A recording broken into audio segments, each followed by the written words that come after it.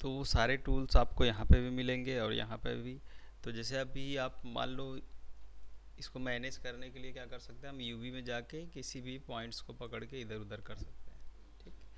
अगर मान लो यहाँ से काटना है तो क्या करना पड़ेगा हमको, एज पकड़ के shift hold right click cut. अभी क्या होगा ये, हाँ ये सेपरेट हो गया। अब जैसे इस पर डबल क्लिक करोगे तो सारा पकड़ सकता है ये, या फिर आप एक एक को पकड़ो। अब कितना कितना भी बड़ा यूवी हो, आप एक पॉइंट को पकड़ लो और कंट्रोल होल्ड करके राइट क्लिक करोगे ना, टू यूवी सेल में जाओगे तो ये जितना बड़ा भी होगा उसको पकड़ सकते हो आप। अभी इस पे जाओगे, देखो ये सारा पकड़ में आ जाएगा। पर अगर जोड़ना होगा तो फिर से एज पकड़ के ही जोड़ना है। ठीक है, जैसे ही आप इसको पकड़ोगे ना तो इसका पार्टनर ऑटोमेटिक सेलेक्ट हो जाएगा, आपको वो सेलेक्ट करने की ज़रूरत नहीं है। जैसे ये सेलेक्ट किया, देखो ऑटोमेटिक सेलेक्ट हो गया। फिर शिफ्ट होल्ड राइट क्लिक करेंगे ना, मूव एंड स्कीवेज। अभी स्कीवेज शिफ्ट होल्ड राइट क्लिक करेंगे। अभी मैं कट करता हूँ।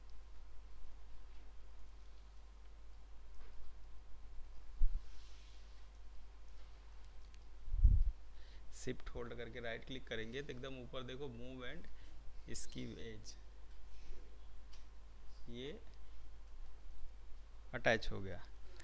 अब ये इसके साथ भी अटैच हो सकता है, पर वो ज़रूरत है क्या। अब देखो जहाँ पे ये अटैच नहीं रहेगा वहाँ पे सीम आने वाला है। सीम मतलब यहाँ से ये चेकर ऑन करो सबसे पहले। ठीक है, यहाँ पे दो ऑप्शन है आपके पास, एक तो चेकर, दूसरा टेक्सचर। तो अभी हम चेकर को ऑन करते हैं तो देखो यहाँ पे दिख रहा ना ये, तो ये जहाँ पे स्ट्रेच हुआ वहाँ पे टेक्सचर खींचने ही वाला है। कितना 8 के 10 के किसी का टेक्सचर लगाओगे यहाँ पे स्ट्रेच होगा वो। यूवी हमेशा ऐसा रहना चाहिए, एकदम प्रॉपर स्क्वायर, एकदम जैसे चेस होता है ना, चेस का बोर्ड, वैसे ही हर जगह पे वैसे ही होना चाहिए। अब अगर यहाँ पे स्ट्रेच हो रहा है इसका मतलब हमको यहाँ पे मैनेज करना है वो। तो ये पार्ट जो है और ये पार्ट, ये दोनों पे प्रॉब्लम है। तो इनको हम क्या कर सकते हैं, इन दोनों को अलग कर देते हैं, कट, है ना। और इसको मैं shift hold right click, shift hold right click, ये सारी चीज़ें आपको यहाँ पे भी मिलेगी। देखो यहाँ पे कहीं पर रहेगा क्रिएट ट्रांसफॉर्म ये सब उसके यूवी के लिए है। तो यहाँ पे देखोगे ना, ये है ना कट। तो आप यहाँ से भी काम कर सकते हो और यहाँ से डायरेक्ट आप इस पर भी काम कर सकते हो, दोनों ऑप्शन है। कट करके हम क्या करेंगे, इसको साइड में रखते हैं और फिर से एज मोड पे जाते हैं। अगर आपको कभी ऐसा कन्फ्यूज़न हो कि ये एरिया कहाँ पे है तो आप यहाँ से फेस सेलेक्ट करेंगे तो यहाँ पे रिफ्लेक्ट करेगा। और अब जब वैसे बहुत ज़्यादा बल्कि मैश रहता है, फंसा हुआ रहता है, तो कभी कभी ऐसा होता है कि वो पर्टिकुलर एरिया हम नहीं सर्च कर पाते हैं।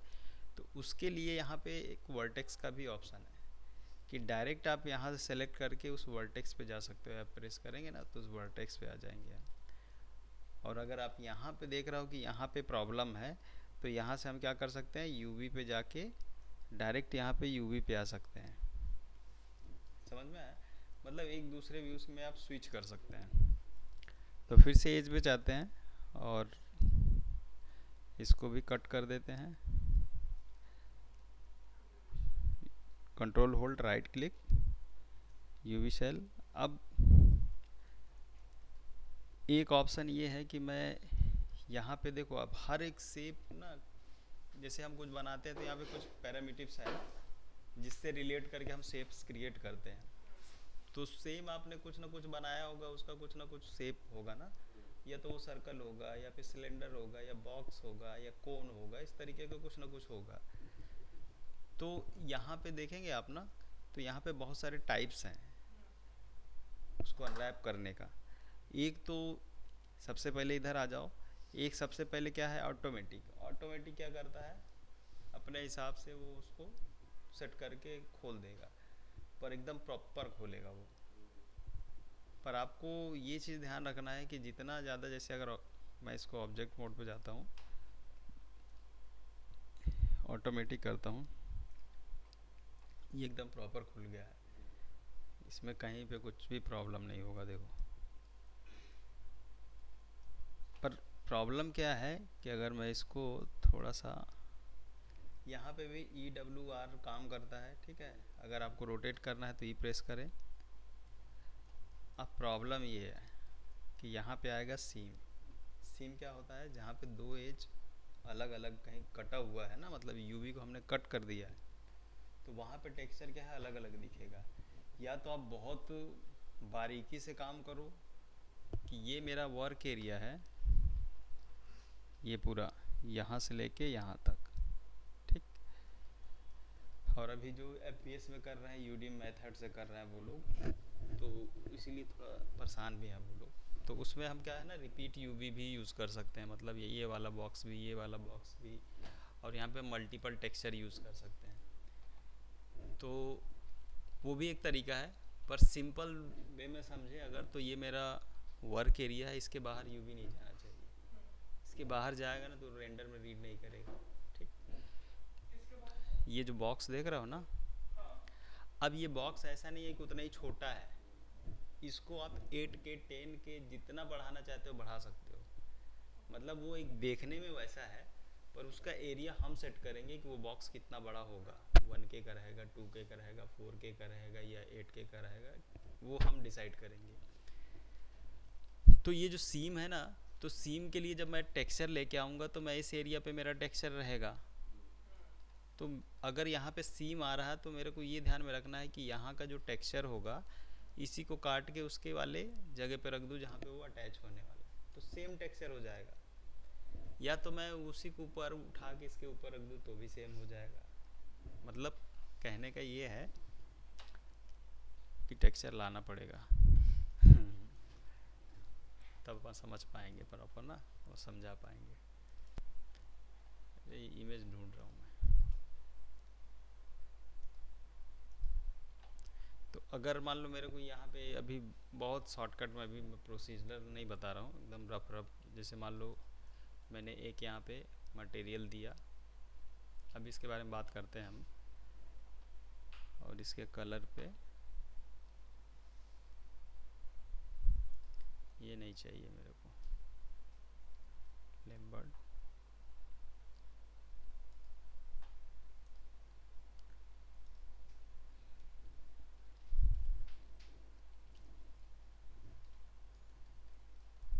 देखो अभी ये टेक्सचर आ गया, ठीक।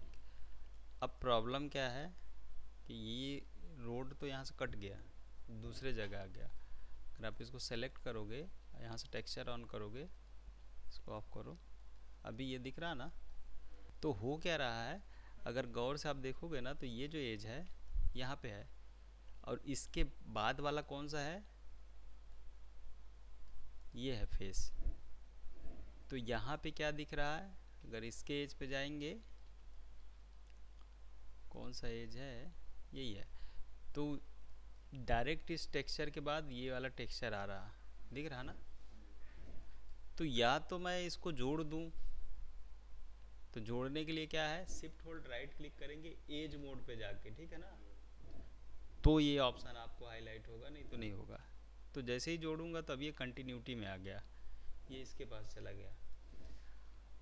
तो ये चीज़ ध्यान रखना है कि जब आपका ये सा सीम आएगा, तो या तो मैं इस यूवी को वहाँ पे उठा कर रख दूँ, इस पे यूवी पे जाके आप इस पर डबल क्लिक करके भी सिलेक्ट कर सकते हो, जैसा मैंने यूवी सेल बताया ना, सेम वैसे ही ये रिएक्ट करता है। तो आप एक यूवी पे ऐसे डबल क्लिक करेंगे तो वो पूरे पकड़ लेगा जितना भी एरिया है। तो या तो आप इसको डबल क्लिक करके इस यूवी को यहाँ पे लेके आओ प्रॉपर, ये है उसका एज, तो ई,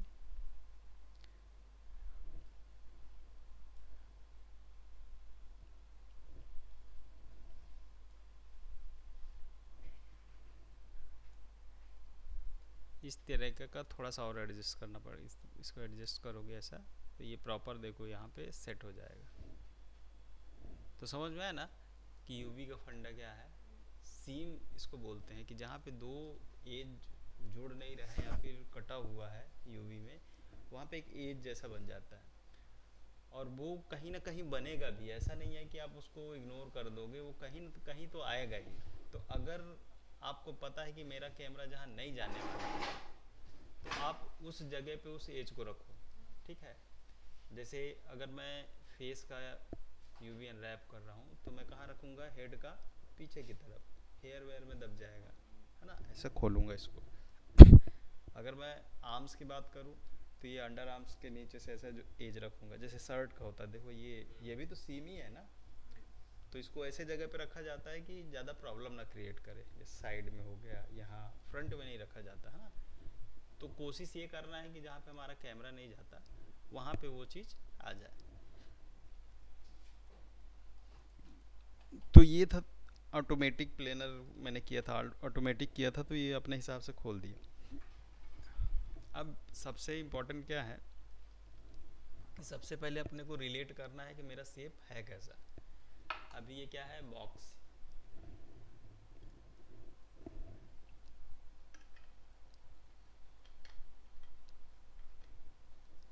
जैसे प्लेन से हम सब कुछ बना सकते हैं, थोड़ा टाइम लगता है पर बहुत मैनेज्ड रहता है वो, है ना। तो प्लेनर मैपिंग से भी मैं इसको अलग अलग करके, इसको अलग कलर, इसको अलग प्लेनर करके, और फिर उसको बाद में यहाँ जोड़ सकता हूँ। दूसरा क्या है कि ये एज पकड़ पकड़ के इनको मैंने ऑटोमेटिक किया, ये जोड़ दिया मैंने।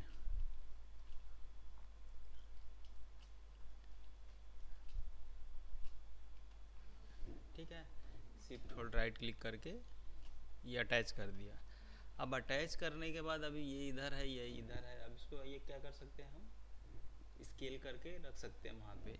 तो एक ऑप्शन ये है कि यूवी में जाते हैं, हम इसको आर प्रेस करके स्केल करके एक जगह पे कहीं पे जहाँ पे आपको रखना है वहाँ रख दो। दूसरा, अगर मान लो ये बहुत ज़्यादा ऐसे फैला वेला है और आपको लग रहा है, अभी देखो मैं यूवी के अंदर हूँ और यूवी के अंदर एक ऑप्शन है अपने पास यहाँ अनफोल्ड का। तो ये अनफोल्ड क्या करता है, आपका यूवी जो रहेगा ना, जहाँ पे कहीं खींच विच रहा तो ऑटोमेटिक उसको सेट करता है। तो जैसे अनफोल्ड करोगे तो थोड़ा बहुत वो अपने आप को मैनेज कर लेगा। फिर उसके बाद अब ये सेट करना है प्रॉपर, तो उसी के नीचे देखो शिफ्ट होल्ड राइट क्लिक करेंगे ना, लेआउट का ऑप्शन है। तो लेआउट आप यू और वी के अकॉर्डिंग कर सकते हो, और लेआउट यू वी दोनों के हिसाब से, तो एक्स वाई इसके हिसाब से वो सेट कर देगा उस मैक्सिमम एरिया। अब जैसे ये बॉक्स है, इसको हटाता हूँ। अभी स्पेयर की बात करते हैं, ये थोड़ा क्रिटिकल आ गया अब। ठीक है, इसमें एजेस ज़्यादा हैं, देखो ये ऐसा, इसका यू भी डिफ़ॉल्ट है, पर ऐसा नहीं होना चाहिए। तो अब यहाँ पे देखेंगे हम, ऑटोमेटिक हमने देखा। अभी आते हैं हम सीधे स्पेरिकल पे। स्पेरिकल क्या है, अपना स्पेयर है तो स्पेरिकल लगाना है। तो जैसे आप इसको अप्लाई करोगे ये कुछ इस तरीके से, यहाँ पे देखो ऐसा कुछ है। अब यहाँ पे आप देखोगे ना, तो इस पर क्लिक करो, यहाँ पे ये रेड रेड वाला है ना प्लस का साइन, तो जैसे इस पर क्लिक करोगे देखो यहाँ पे रोटेट स्केल दोनों आ जाएगा। तो आप इससे पकड़ के इसको ऐसा रोटेट कर सकते हो, सेंटर से स्केल कर सकते हैं, और फिर नहीं चाहिए तो आप इस पर क्लिक करो।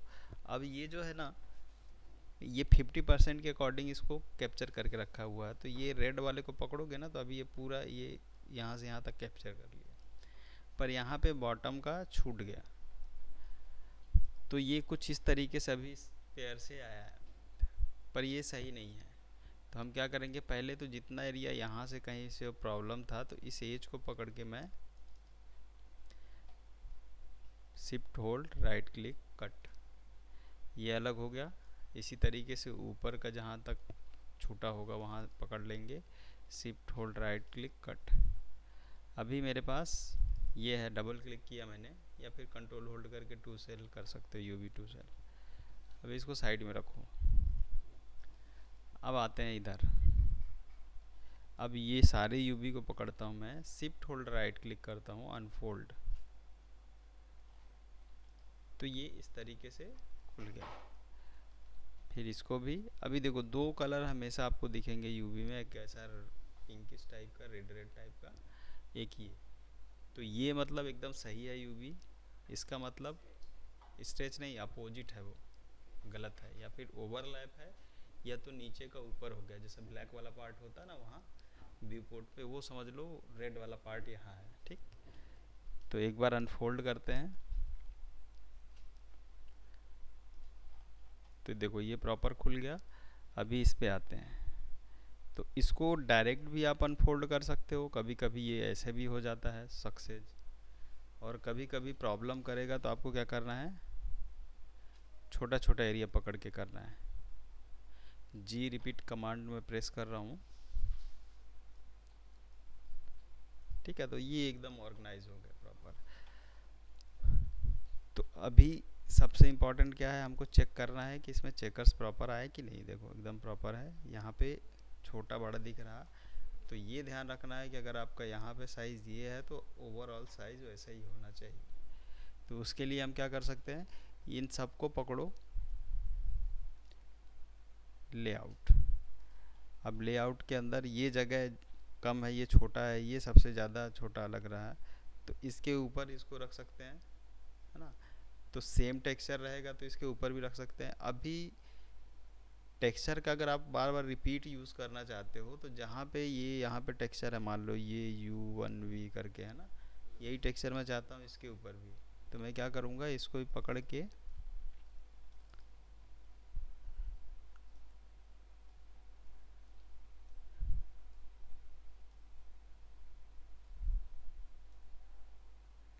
इसी को ऊपर रख दूँगा सेम,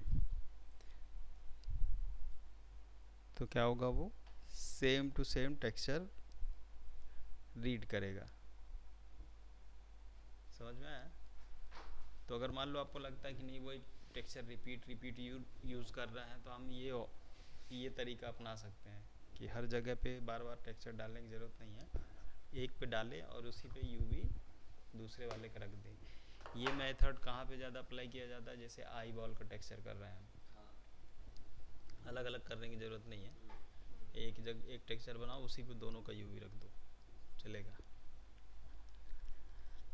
अब ये समझ लो कि ये जो एरिया है ना, ये अपन ने प्लॉट ख़रीदा हुआ है, और ये 1 लाख रुपये स्क्वायर फीट है समझ लो, ये है 1 स्क्वायर फीट, एक भी जगह छूटना नहीं चाहिए,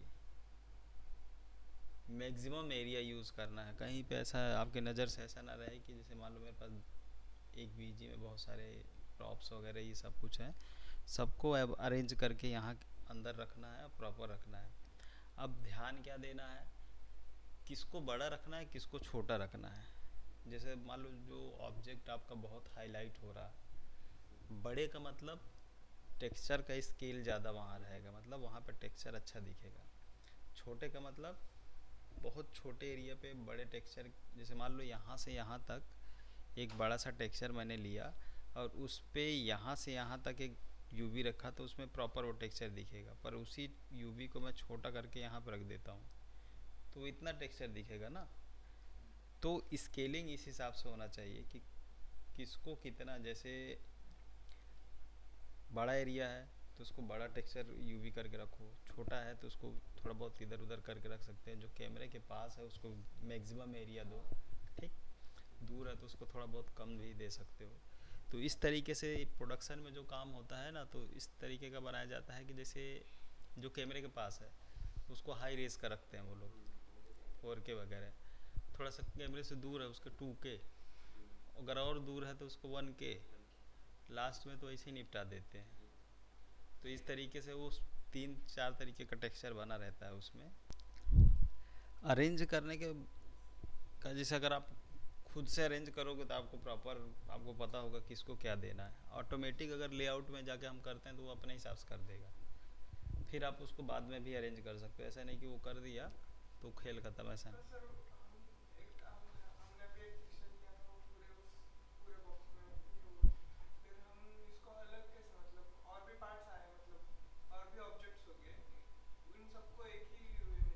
ये करेक्टर है, ये सब स्टेंस का फाइल है, ठीक है, इसमें इस पूरे बॉडी का पूरा एक ही में रखा हुआ है, समझ में आया।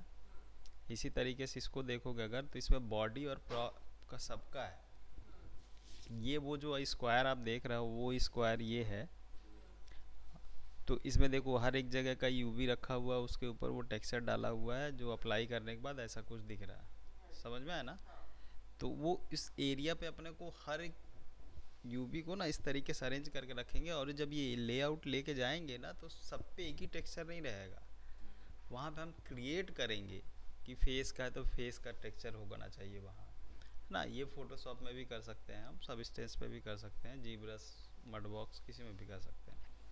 तो अगर मान लो यहाँ पे फेस है तो यहाँ पे मैं फोटोशॉप में फेस का लगा दिया, यहाँ पे इसके प्रॉप का है कुछ तो ये इस पर टेक्सचर लगा दिया। तो यहाँ पे अगर आप देखोगे गौर से ना तो सारा कुछ ऐसे लेआउट में अरेंज है। अब ये फ़ायदा क्या होता है, अगर एक ही बार हम ऐसा, आप अलग अलग भी बना सकते हो, मतलब आप चाहो तो पूरा 2K का सिर्फ एक लो जिसके अंदर सिर्फ ये रखो, तो और हाई रेंज में आपको टेक्सचर मिलेगा, क्योंकि वो एरिया बढ़ जाता है ना। अलग अलग रख सकते हो, पर उसमें दिक्कत क्या होता है कि अब एक अलग बनाया आपने तो फिर उसका हर एक मैप अलग बनेगा। जैसे अभी तो ये कलर का मैप है, फिर नॉर्मल का अलग बनेगा, रफनेस का अलग बनेगा, स्पेकुलर का अलग बनेगा, इसी तरीके से बहुत सारे मैप्स होते हैं, उसके बारे में हम बात करेंगे आगे। तो वो सब कुछ अलग अलग बना के आपको अलग अलग असाइन करना पड़ेगा। और इस तरीके से काम करने में फ़ायदा क्या है कि एक कलर का है, एक इसी का नॉर्मल रहेगा, इसी का रफनेस बनाना रफनेस बना लो, स्पेकुलर बनाना स्पेकुलर बना लो, बम बनाना बम बना लो, डिस्प्लेसमेंट बनाना वो बना लो। तो एक ही मैप को बनाना पड़ेगा, और एक ही शेडर में जैसे वो एक शेडर अप्लाई करोगे तो सारा कुछ आपका एक ही बार अप्लाई हो जाएगा, मतलब आपको बार बार नहीं करना है। तो ये स्पेरिकल था। अभी आते हैं हम ना सिलेंड्रिकल पे। ये डिफ़ॉल्ट बहुत सही खुल जाता है, उसे कुछ ज़्यादा दिक्कत नहीं है, पर सीम भी प्रॉपर हर एक जगह पे है। पर अगर आप अपने हिसाब से खोलना चाहते हैं तो इसको क्या कर सकते हैं, सिलेंड्रिकल सेम ऐसे ही फिर आएगा जैसे स्पेरिकल में आया था। तो आप यहाँ पे क्लिक करके आपको लगे कुछ रोटेशन करना है तो आप यहाँ पे क्लिक करेंगे। अब इस पर क्लिक करेंगे तो ये रोटेशन का टूल आ गया, आप इस तरीके से रोटेट कर सकते हैं, स्केल कर सकते हैं, कम ज़्यादा ऐसा एरिया बढ़ा सकते हैं। दूसरा, फिर आप उधर वापस जाएंगे तो फिर वो नॉर्मल पोजीशन पे आएगा, आप इसको ऐसे कर सकते हैं। अब ये इससे अटैच रहेगा तो ये कभी सॉल्व करने नहीं देगा। कुछ चीज़ें ऐसी हैं जहाँ आपको वो डिटैच करना ही है। जैसे एग्जांपल के लिए मैं यूवी में जाता हूँ और इसको अनफोल्ड करता हूँ, shift hold right click unfold. अब देखो ये कभी सीधा नहीं होने देगा, तो यहाँ पे आप की मजबूरी है कि आप इसको कट करके अलग निकालें। शिफ्ट होल्ड राइट क्लिक करेंगे, कट। अब इसको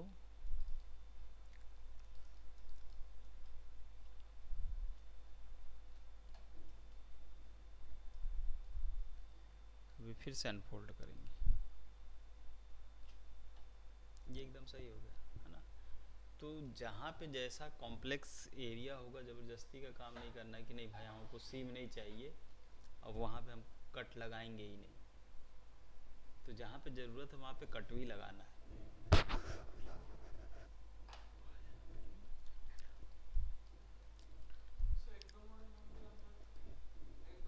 हाँ पूरा बॉडी करके बताऊंगा, एक दो क्यों। अब ये तो बस ऐसे अभी आज बात कर रहे हैं हम लोग इसके बारे में, समझ रहे हैं कि चीज़ें हैं क्या। अब इसके बाद आते हैं प्लेनर पे। तो एक ऑटोमेटिक हमने देखा जो अपने हिसाब से सब सेट कर देता, फिर आपको चाहिए तो ठीक है, नहीं चाहिए तो आप उसको अटैच भी कर सकते हो। फिर उसके बाद हमने स्पेरिकल देखा, उसके बाद हमने सिलेंड्रिकल देखा, अब प्लेनर की बारी। तो यहाँ पे सबका प्रॉपर्टी भी है। प्लेनर के अंदर जाओगे आप ना तो ये कुछ एक्सेस दिया हुआ है, ठीक है, एक्स वाई जी। तो आपको यहाँ से पता होगा कि अगर मेरे को ऐसा ही यूवी चाहिए, नहीं काटना वटना, मेरे को ऐसे ही यूवी चाहिए, बस बात खत्म। तो यहाँ पे एक कैमरा बेस दिया हुआ है, तो जहाँ से आप उस समय उस ऑब्जेक्ट को देख रहे हैं, तो जैसे ही आप प्रोजेक्ट करेंगे ना तो वहाँ पे एकदम डायरेक्ट वो प्रोजेक्ट कर देगा। देखो उसी पे प्रोजेक्ट कर दिया, हाँ देखो ऐसे जहाँ से हम देख रहे थे ना उसी तरीके से यूवी उसको सेट कर दिया। पर अगर आपको पता है कि नहीं ये नहीं, मेरे को ये चाहिए, ये व्यू चाहिए, तो आप यहाँ से जैसे आपको ये अगर लग रहा है कि नहीं जी में चाहिए तो आप यहाँ से जी में कर सकते हैं, वाई में कर सकते हैं, ठीक है, एक्स में कर सकते हैं। तो जो भी एरिया आपको लगे, ये प्लेनर का क्या है कि प्लेनर से आप थोड़ा टाइम लगता है ज़रूर, पर बहुत कॉम्प्लेक्स एरिया भी आप बहुत आसानी से और अच्छा सॉल्व कर सकते हैं। छोटा छोटा पार्ट पकड़ पकड़ के उसको प्लेनर अप्लाई करके अटैच करते जाओ, अटैच करते जाओ, इस तरीके से।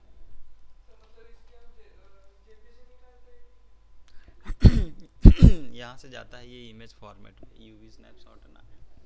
तो ये जब स्नैपशॉट हम लेते हैं तो ये पूछता है कि इसका साइज़ कितना होना चाहिए, इसको कहाँ पे रखना है, फॉर्मेट क्या होना है। तो ये अभी 2K का सेट है, अब इसको कितना ही बढ़ा सकते हो। तो बढ़ा लोगे तो वो एरिया दिखेगा यहाँ ज़रूर इतना, पर वो बढ़ जाता है बहुत। ये सेम एक इमेज,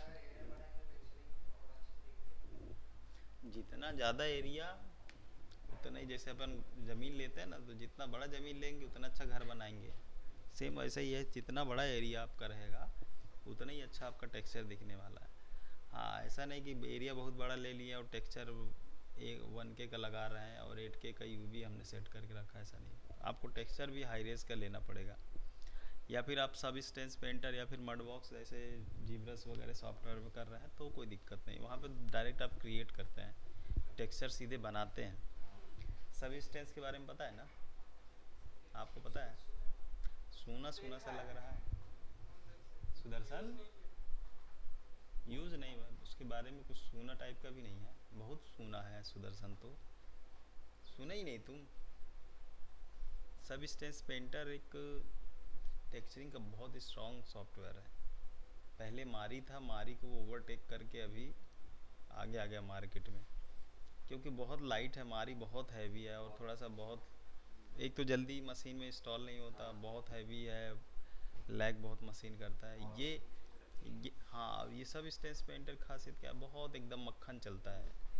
दो उसके वो हैं, एक सब स्टेंस पेंटर, एक सब स्टेंस डिजाइनर। हाँ, 3 है। तो जो डिजाइनर है ना वहाँ पे बहुत, सर वो सब्सटेंस को भी एडोब ने लिया है ना सर? हाँ हाँ, एडोब ने ख़रीद लिया उसको। हाँ, तो जब आप उस पर टेक्सचर करते हैं ना तो बहुत एकदम फोटोशॉप वाला ही फील रहता है, पर वो 3D पे डायरेक्ट आप टेक्सचर करते हैं और बहुत रियलिस्टिक टेक्सचर होता है, बहुत आसानी से आप वहाँ पे एक बहुत अच्छा आउटपुट सेट कर सकते हैं। PVR बेस होता है, फिजिकल रेंडरिंग बेस होता है वो। तो जब आप यहाँ पे टेक्सचर देखो, टेक्सचर को आप ऐसे इंडिविजुअल नहीं रख सकते हो। आपने टेक्सचर लगाया किसी भी ऑब्जेक्ट पे तो आप वो दिखेगा कैसे, वो लाइट डालने पे ही पता चलेगा। तो जब आप टेक्सचरिंग करते हैं तो आप बेसिक लाइट यूज़ करते हैं, जिसमें आप उसको देखते हैं, चेक करते हैं कि कहीं ब्लीच नहीं हो रहा, डार्क नहीं हो रहा, मतलब प्रॉपर है या नहीं। क्योंकि देखने का व्यू पोर्ट पे, तो यहाँ पे हम देखेंगे तो व्यू पोर्ट पे क्या है, यहाँ पे जो भी दिख रहा है वो तो फाइनल नहीं है हमारा, जो हम रेंडर करेंगे वो फाइनल है। तो टेक्सचरिंग, लाइटिंग और रेंडरिंग ये साथ में चलता है। तो पहले हम टेक्सचरिंग के बारे में थोड़ा समझेंगे, उसके बाद फिर हम लाइटिंग की तरफ जाएंगे चेक करने के लिए। तो ये 3-4 तरीके का मैपिंग है। अब ये यहाँ पे जो चीज़ें आपको दिख रही ना, इसको देखो, अगर आप प्रॉपर यूवी करना चाहते हो तो आप आराम से बैठ के, यहाँ पे टूल्स हैं। अब ये जैसे हमने ऑटोमेटिक किया है वो आपको यहाँ मिलेगा, सिलेंड्रिकल मिलेगा, स्पेरिकल मिलेगा, प्लेनर मिलेगा, बेस्ट प्लेन मिलेगा। तो ये सब यहाँ पे भी आपको वही सारी चीज़ें मिलेगी। देखो अनफोल्ड हम कर रहे हैं शिफ्ट होल्ड करके, तो यहाँ पे अनफोल्ड है, ऑप्टिमाइज टूल है। तो थोड़ा सा ये जितना भी टूल आपको यहाँ पे दिखाई दे रहा है वो सारा टूल आप यहाँ पे शिफ्ट होल्ड या नॉर्मल बेस्ड, मैथ का दो चीज़ होता है ना, एक नॉर्मल होता है ना ऐसे। तो वो अगर आप उसके हिसाब से कि आपका नॉर्मल अंदर है या बाहर है वैसा मैपिंग करना चाहते हैं, जैसे यहाँ पे जाओगे डिस्प्ले के अंदर ना, पॉली के अंदर, यहाँ पे नॉर्मल, फेस नॉर्मल, तो ये एक फेस के अंदर एक नॉर्मल है। तो आप इस, अगर ये अंदर की तरफ है, आप उस तरह से प्रोजेक्ट करना चाहते हैं तो आप उससे भी कर सकते हैं। पॉली फेस नॉर्मल यहीं से ऑफ भी होगा। अब दूसरा बात करते हैं अपन, ये एक बेसिक हमने समझा कि यूवी क्या है ना, और किस तरीके से काम करता है। अब आते हैं इधर रेंडरिंग वाले टैब में, यहाँ पे शेडिंग। तो तो एक मेथड तो वो हो गया कि हम टेक्सचर लगा के अपने ऑब्जेक्ट को वैसा दिखाएं। अब जैसे मान लो मेरे को गोल्ड का कुछ बनाना है, तो या तो मैं टेक्सचर वैसा लगाऊं उस पर, उस तरीके का मटेरियल दूं। तो हर एक चीज़ का ना एक मटेरियल होता है। इसका क्रोम है, इसका वुडन है, ठीक है, ये प्लास्टिक है। तो कुछ ना कुछ तो मटेरियल होगा, उसके ऊपर आप टेक्सचर लगाते हैं। जैसे मान लो मैंने एक कैरेक्टर बनाया, तो कैरेक्टर की स्किन का एक मटेरियल होगा जो यहाँ पे ट्रिपल एस करके बोला जाता है, सब स्किन सरफेस स्कैटरिंग, ठीक है। तो यहाँ पे स्किन का टेक्सचर बनाया है अर्नोल्ड में। तो उस टेक्सचर के अंदर, मतलब उस मटेरियल के ऊपर हम टेक्सचर डालते हैं, मतलब कलर का इन्फॉर्मेशन डालते हैं, है ना, कि वो ऐसा पैटर्न रहेगा। जैसे मान लो ये कपड़े का भी एक मटेरियल है, मटेरियल के ऊपर कलर है ना, इसका कॉटन का एक मटेरियल होगा। तो सेम यहाँ पे हमारे पास कुछ मटेरियल्स हैं। तो यहाँ पे अब एक चीज़ समझने की ज़रूरत है कि अगर आप सॉफ्टवेयर पे रेंडर कर रहे हैं, जैसे यहाँ पे आप जब जाएंगे तो आपने अगर जो भी बनाया है आप उसको चाहते हैं कि नहीं मेरा सॉफ्टवेयर पे रेंडर हो। यहाँ पे ये रेंडरर है, सबसे ऊपर है डिफ़ॉल्ट इसका माया का सॉफ्टवेयर। अगर आप सॉफ्टवेयर पे रेंडर कर रहे हैं तो सॉफ्टवेयर के शेडर्स लेना पड़ेगा, ये सब कुछ सॉफ्टवेयर्स के हैं। अगर आप अर्नोल्ड पे कर रहे हैं तो अर्नोल्ड का ये शेडर लेना पड़ेगा। सॉरी, मतलब जो भी आप पहले से सेट कर लेंगे कि मेरे को ये अर्नोल्ड पे रेंडर करना है या फिर सॉफ्टवेयर पे करना है, आउटपुट दोनों पे आएगा। अब अर्नोल्ड और सॉफ्टवेयर क्या है, अर्नोल्ड थर्ड पार्टी रेंडरर है जो फिजिकली बेस्ड है। तो आपको कुछ ज़्यादा वहाँ मेहनत नहीं करना है, फट से लाइट हो जाता है वहाँ। पर अगर सॉफ्टवेयर में आप जब जाएंगे काम करने तो फिर आपको सब कुछ क्रिएट करना पड़ेगा। तो वहाँ पे आपको सीखने को तो बहुत मिलता है, पर वो आउटपुट लाने में बहुत टाइम लगता है, पर उसका बहुत कड़क आउटपुट रहता है। मतलब उसमें ब्लर जैसा कुछ नहीं रहता। जबकि अर्नोल्ड और भी जो फिजिकल बेस्ड रेंडर हैं उसमें कहीं ना कहीं थोड़ा सा एक ब्लर वाला फील रहता है, एकदम शार्प वो आपको नहीं दिखेगा। पर अगर आप सॉफ्टवेयर पे कर रहे हैं तो एकदम बहुत क्रंच टेक्सचर दिखता है। अगर आपने 4K लगाया तो 4K दिखेगा एकदम कड़क। तो अगर आप सॉफ्टवेयर यूज़ कर रहे हैं तो हमको क्या करना है, यहाँ से ये जो देख रहे हो आप ना, ये सारे शेडर्स यूज़ करने हैं। तो सबसे पहले एक शेडर अभी भी डिफ़ॉल्ट में यहाँ पे लेम्बर्ड अप्लाई ही रहता है। जैसे आप यहाँ जाएंगे ना मटेरियल एट्रीब्यूट में कुछ भी क्रिएट करते हैं ना, तो लेम्बर्ड 1 हमेशा अप्लाई रहता है। लेम्बर्ड क्या है, अभी थोड़ा सा अब इसके बारे में बात कर लेते हैं। ये है हाइपर शेड, जहाँ पे आपको सारा मटेरियल यूटिलिटी, मतलब उसमें अपना है ना ये मटेरियल एडिटर मैक्स में रहता है ना, हाँ सेम वैसे ही यहाँ पे है, पर इसमें कुछ थोड़ा सा अपडेट करके रखा है, ये प्रीव्यू करके रखा है। यहाँ लुक डेप कर सकते हो आप। हाँ, अब यहाँ पे आप जो देख रहे हो ना,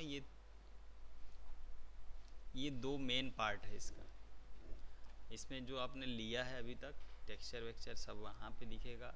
जैसे मटेरियल है, टेक्सचर है, यूटिलिटी है, रेंडरिंग है, लाइट है, कैमरा है, शेडिंग है, बैक सेट है, प्रोजेक्ट है, एसेट्स है।